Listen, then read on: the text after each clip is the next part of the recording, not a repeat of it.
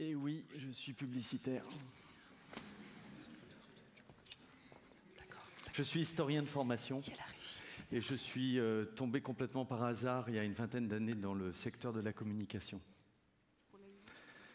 J'ai créé mon agence il y a 10 ans exactement.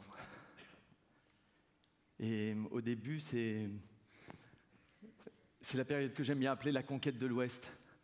C'est la conquête de l'Ouest quand on fonce tête baissée là, pour gagner des budgets, pour augmenter la marge brute, qu'on mange des pizzas tard le soir en buvant des bières pour réfléchir sur des concepts. Et puis après, on fait la fête parce qu'on a gagné des clients. Et puis en 2004, on a gagné un budget, un gros dossier, qui, je pense, a complètement changé ma vision du monde et la vision que j'ai de mon métier. C'était une campagne de sensibilisation sur le réchauffement climatique pour les enfants de 8 à 12 ans. Alors voilà, je suis un petit peu désolé de venir en parler aujourd'hui parce que je sais que depuis, beaucoup d'eau a passé sous les ponts et que le sujet est devenu un petit peu envahissant, surtout depuis Copenhague. Et donc j'étais un petit peu embêté de venir aborder ça avec vous. Mais ce que je voulais vous raconter, c'est que ce qui s'est produit pour moi n'est pas du tout du ressort de la révélation et je ne suis pas du tout devenu écolo en lisant le brief qui nous avait été donné. Non, ça a été plus subtil que ça, plus insidieux en fait. Et ce que je voulais vous raconter aujourd'hui, c'est que avant, dans la communication des entreprises, on disait c'est la danseuse du président. Et c'est vrai que la com, la publicité, ça a toujours été l'apanage du pouvoir et de l'argent. C'était les paillettes, le vu à la télé. C'était un peu le showbiz de l'entreprise capitaliste. Et puis, les choses ont subtilement changé.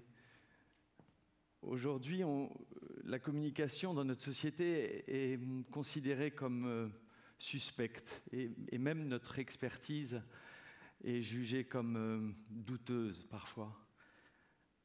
Je ne sais pas ce qui s'est passé en fait. Parce que nous, on savait vendre n'importe quelle lessive en vous faisant rigoler ou en vous faisant rêver.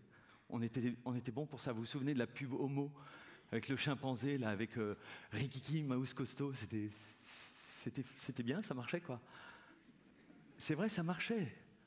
On a sauvé une marque avec Rikiki, Mouse Costaud. Et on parlait aussi du génie publicitaire. Vous savez, quand on inventait des... Ça le faisait, hein. Ça marchait. Et maintenant, il se passe quoi là maintenant? Vous avez vu votre réaction là avec la pub? Nous, on vendait du rêve pour créer l'envie. C'était ça notre métier, tout simplement ça. Aujourd'hui, on est à un tournant et tout le monde le sait. Une sorte de défiance poisseuse s'est installée dans la société, vous voyez. Jamais les Français n'ont été aussi soupçonneux ou craints d'être manipulés. Tiens, je voulais faire un test d'ailleurs. Est-ce que ceux qui se sont fait vacciner contre la grippe H1N1 veulent bien lever la main ou se lever ou faire du bruit? Je regarde un petit peu. J'ai pas d'autres questions, votre honneur. Non mais vous imaginez, le ministère de la Santé, l'OMS niveau 6. On ne savait pas ce qui allait se passer avec le niveau 7, mais niveau 6, on commençait à voir... Ni la déferlante médiatique. Christine, elle est où Christine? N'ont réussi à nous faire changer d'avis. J'y crois pas, je sais pas, j'y vais pas. Qu'est-ce qui s'est passé? Comment peut-on comprendre une société qui doute autant d'elle-même? Moi, je pense qu'on nous a fait trop peur. La crise de civilisation, la vieille Europe, le prix du pétrole, le péril climatique, la crise économique, la crise sanitaire. On nous a fait trop peur. Il y a peu, je tentais le périlleux exercice d'aller directement d'un congrès sur le développement durable au festival de la publicité à Méribel. J'ai pas réussi. J'ai pas réussi. Je suis resté planté en plein burn-out, en tirant ma valise dans la neige, en plein milieu, entre le centre de congrès, l'hôtel. Je voulais un train, c'était Méribel, il n'y avait pas de train. Voilà, je pense qu'à ce moment-là, l'antagonisme entre mon métier, ses codes, son univers, et les informations que je venais d'entendre et de partager m'ont paru intenables, insoutenables. Alors comment on peut le dire? Le grand écart m'a paru violemment impossible. Pourtant, je suis un homme de communication, vous avez vu, je suis là. Je suis à TEDx. C'est dire si j'y crois à la com. Je suis certain que c'est la pierre angulaire de toutes les réussites, de tous les succès, et qu'il n'y a pas un projet humain qui peut marcher sans communication sur les enjeux, sur les objectifs, sur les moyens à mettre en œuvre. On le sait tout ça. Je ne veux pas prendre une tête trop triste. Allez, il faut que je redonne la patate. Alors, depuis 6 ans, j'ai rencontré des tas d'experts, des spécialistes. J'ai pas mal bouquiné, j'ai pas mal étudié sur ce qu'on est en train de nous raconter. Et c'est évident que tous les experts soulignent et témoignent des mêmes faits. Oui, les mutations du monde sont profondes. Son extraordinaire expansion démographique, sa boulimie énergétique, la rupture de ses modèles économiques et sociaux. Mais moi, j'ai redécouvert mon métier. Je fais de la communication. Mais la question, c'est comment on se le dit et comment on y va sur ces nouveaux modèles. Alors allons-y. Je vais essayer la sincérité. Je crois que c'est ça l'innovation, c'est peut-être la sincérité. Alors allons-y. Oui, notre monde ne va pas bien du tout. Il est complexe, il est dangereux, mais on le sait, non? Oui, la planète subit une pression démographique extraordinaire. Tous les écosystèmes sont perturbés.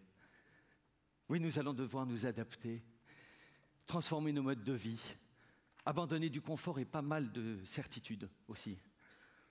Oui, nos vies, nos situations particulières vont être durablement impactées. Mais dans quel sens? Hein? Dans quel sens? Et comment se le dire? Et comment moi puis-je passer des messages sur ces sujets-là sans tomber dans l'espèce de bloubi-boulga actuel, extrêmement irritant du vous aussi, vous pouvez sauver la planète et les ours blancs en envoyant un SMS à Igloo, IGLOO. Ou le pire, les messages incantatoires, insupportables, millénaristes, où on nous dit en 2050, 250 000 réfugiés climatiques sur les côtes bretonnes. C'est sûr que ce n'est pas la voie. Alors, moi, je voulais vous raconter un truc. Je regarde le chrono, je suis bon.